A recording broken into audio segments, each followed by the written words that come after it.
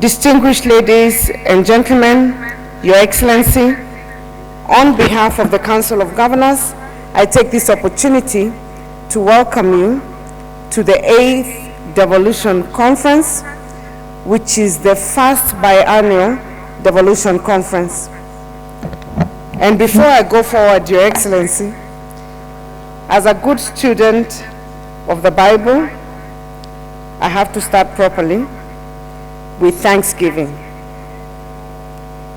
Your Excellency, accept on behalf of my colleagues our sincere gratitudes for the end of year disbursements, which were on time for the first time in 10 years. Your Excellency, also, for the first time in 10 years, we got our July disbursements for this financial year that we've started 2023-2024 on time. Thank you very much. I will tell you, many of us and many of our colleagues have told you, we were quite pleasantly surprised, and we're looking forward to that trend going forward. Your Excellency, I know we started off in a little bit of a rough footing because of the disbursements, and there was a time we, our governors, even threatened to shut down counties. Your Excellency, at the time, we had been reminded of a proverb that says, because all lizards lie on their tummies, you can never know which one has a stomachache. So if you don't shout, you'll assume all lizards are the same. So we were trying to get your attention. But thereafter, Your Excellency, you counseled us on better lessons to follow, and you asked us to come together, come and reason together, which we have since been doing with you and with your government. And we have to say that the relationship hasn't been better. Has never been better. This has been the best, I think, last couple of months working together with the national government, and we truly thank you for the partnership and support. I would have expected a hand clap for the partnership. I'm sure all of us are relieved not to be having press conferences, press statements. And to all the other distinguished guests, Karibuni. We meet again after 2 years to measure the progress made in the implementation of the devolved system of governance after its inception a decade ago. We have 3 days to candidly evaluate the hits and misses of devolution, and together we'll generate responsive and concrete policy, legislative, administrative proposals that will aim to further and strengthen devolution for the next decade. I would like to recognize the captains that led the preparation of this year's conference, the esteemed steering committee, which was co-chaired by the Vice Chair of the Council, Governor Ahmed Abdullahi, Professor Senator Margaret Kamar, Honorable Member of the Senate, the Principal Secretary, State Department of Devolution, Madam Teresia Mbaika, Honorable Philemon Sabulei, Chair of the County Assembly's Forum, and the CEO of COG. My heartfelt gratitude also goes to the Planning Committee and all other institutions represented here who selflessly committed their time and effort to plan and prepare for the conference. We appreciate you, asanteni sana. I would also like to recognize the presence of our development partners who are joining us from different parts of the world. We also say karibuni sana. Ladies and gentlemen, we gather in Eldoret this year in the context of the following. First, Kenya, like other nation states of the world, is still recovering from the devastating effects of the COVID-19 pandemic. 2020 and 2021 were difficult years for all of us. travel and business restrictions and rampant lockdowns almost paralyzed world economies, and Kenya was no exception. However, since last year, we have proven to ourselves what a resilient people we are, and with most sectors exhibiting a strong rebound. According to the National Treasury, Kenya's economy is projected to grow by 5.5% in 2023 and above 6% over the medium term. Second, our economy and social sectors continue to experience disruption from shocks of climate change. According to the United Nations Environmental Programme, UNEP, while Africa has contributed negligibly to the changing climate with just about 2 to 3% of global emissions, it stands out disproportionately as the most vulnerable region in the world. To bring the reality closer home, we are just recovering from a prolonged and distressing drought that cost us many lives and livelihoods. Third, we are on the last mile of the implementation of the Sustainable Development Goals, the SDGs. The UN Agenda 2030 has 7 more years to go. SDG indicators are embedded in the Vision 2030 through the medium-term plans, and we are indeed in the last decade of action for both the SDGs and the Vision 2030. With each SDG having a linkage to a county function, it is undeniable that the realization of the socio-economic targets in both the global and national agendas will crystallize at the county level. Your Excellency and distinguished guests, the story of the journey of devolved government over the last 10 years is one worth telling. I was privileged to serve as the first cabinet secretary of the then Ministry of Devolution and Planning. I experienced firsthand the intrigues of the big bang transition from the centralized system to the devolved one. On the onset, all of us were delighting in the success of the first election following the promulgation of the Constitution 2010. The inclusion of senatorial, gubernatorial, and members of county assembly positions opened the elective space for more opportunities to serve in the public sector. This was exciting and brought a lot of enthusiasm and joy, but it was, at the time, very short-lived. Soon thereafter, there came a conflict between the national government and the then new county government. Someone I suspect to be a learned friend must have whispered to the ears of the governors that county governments were constitutionally guaranteed at least 15% of the equitable share. Further armed with the knowledge that funds follow functions, the pioneer governors demanded for the immediate transfer of all county functions to the county governments. At the time, those of us in the national government were hesitant, owing to the fact that the county governments had not been fully established. But in hindsight, transferring critical functions to counties was a good decision, despite initial transitional challenges having been thrust into the deep end. They quickly learned to swim and stay afloat. It was unbeknown to me that a few years later, I would be on the other side, now elected as a governor, and asking for the devolution of all the remaining county functions from the national government.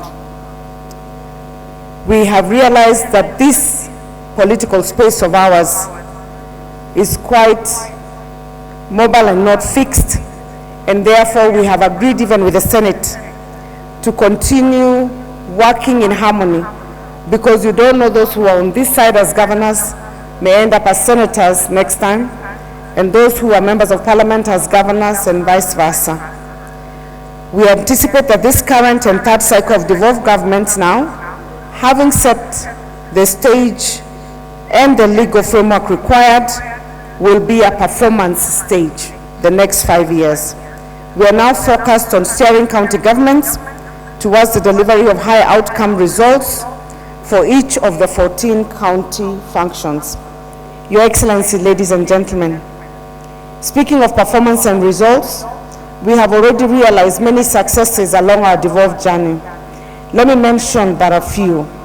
For the first time since independence, Mandera County performed its first cesarean delivery at Takaba Sub-County Hospital in 2014.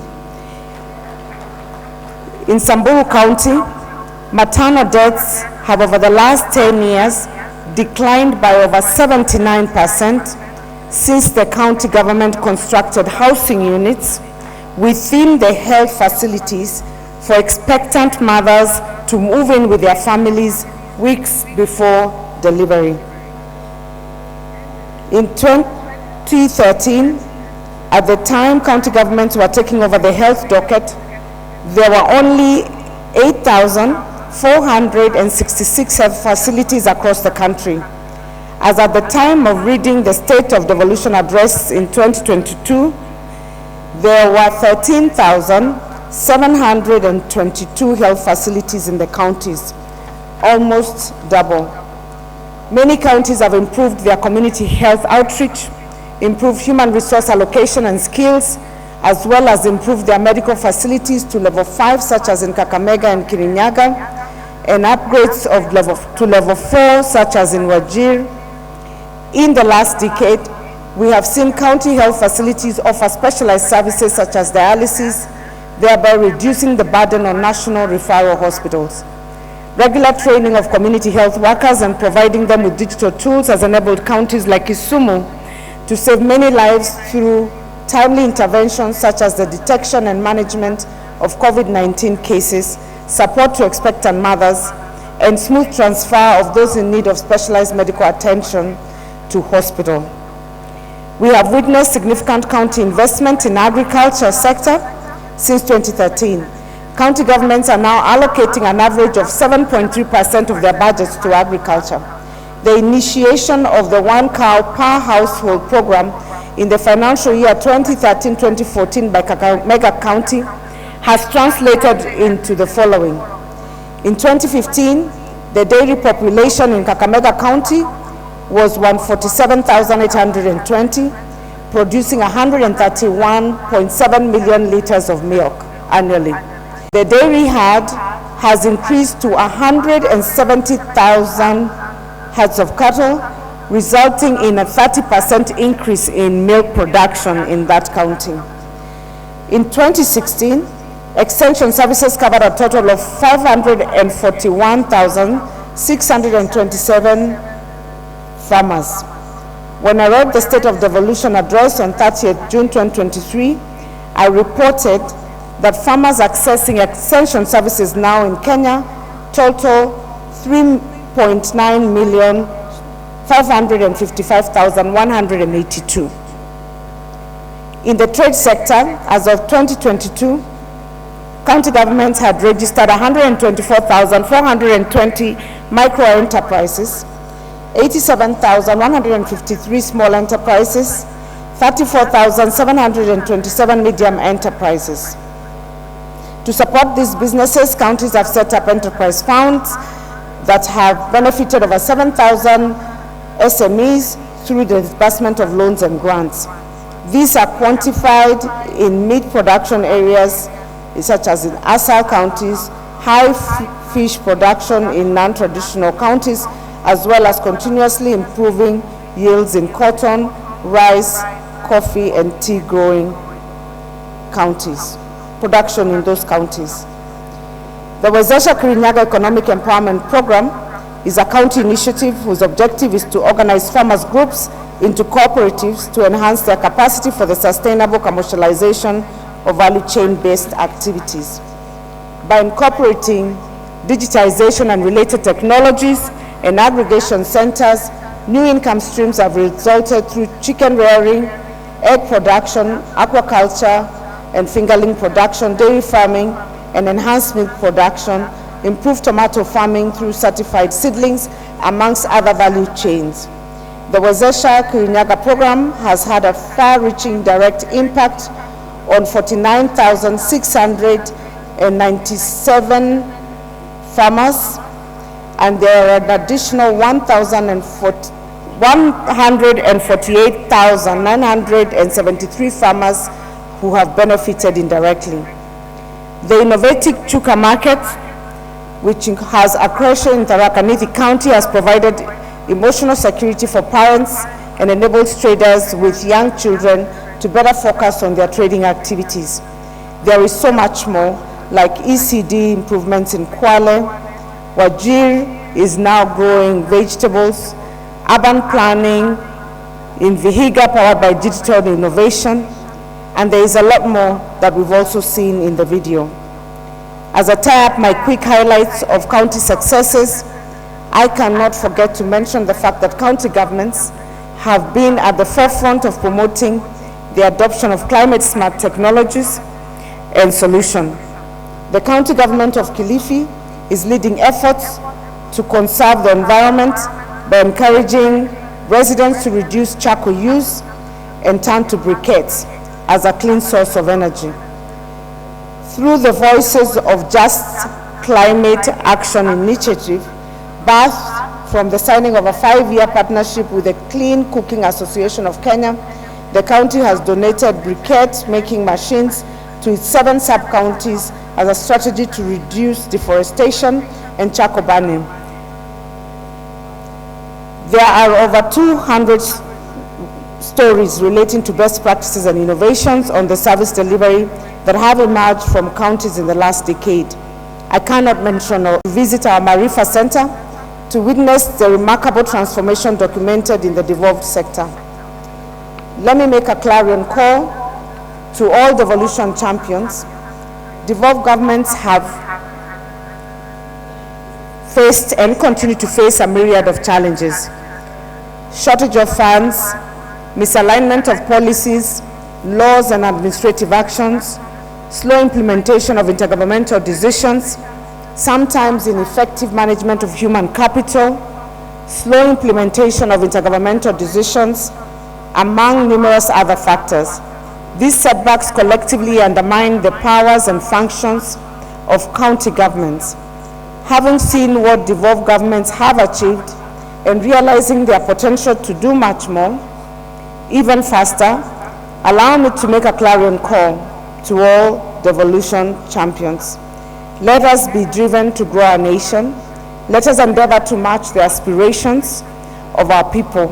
Let us commit to deliver timely services to our citizenry, and let us wholeheartedly commit to placing Kenyans first, as in Kenya Kwanza. Very often, in the discourse around devolution, county governments and development, county assemblies are often disregarded and sometimes overlooked. Allow me, Your Excellency, to take this moment to raise an issue on behalf of the county assemblies.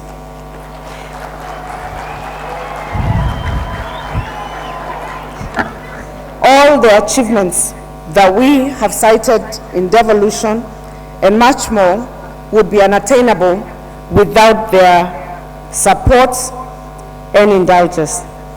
In the wisdom of hindsight and experience, we should accord county assemblies their rightful place as the load-bearing beams and the pivoting pillars in our development objectives.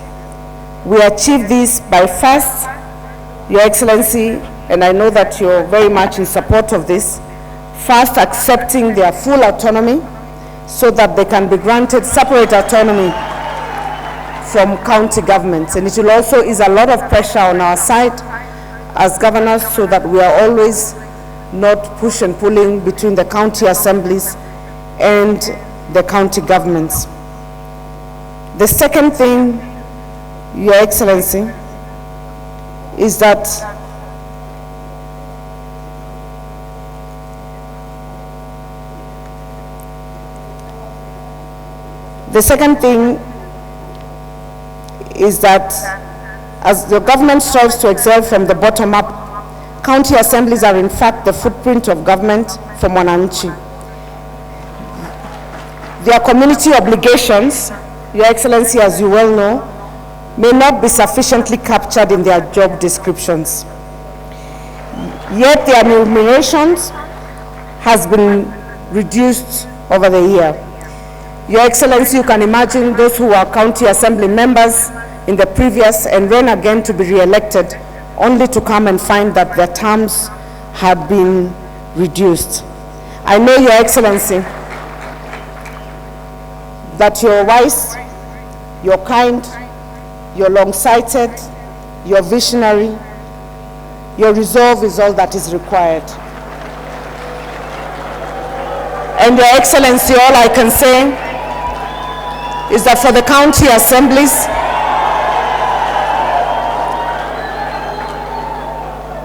Your Excellency, the Senate already provided a ceiling for the county assemblies. So it does not alter the budget at all. It's actually within the budget that has already been provided. All that they are restricted in consideration of their welfare is the restriction by the SRC. And we would like to request that, Your Excellency, this being your foot soldiers and those that hold both the government and programs at the ground at the bottom of the pyramid, that Your Excellency, you will consider that request. Your Excellency, will focus the next 5 years on performance in key areas that will definitely transform our country. We are partnering with the national government in all the key agendas of your government. And Your Excellency, as a council, we want to commit to work together with your government to ensure that we achieve the expectations of the Kenyan people.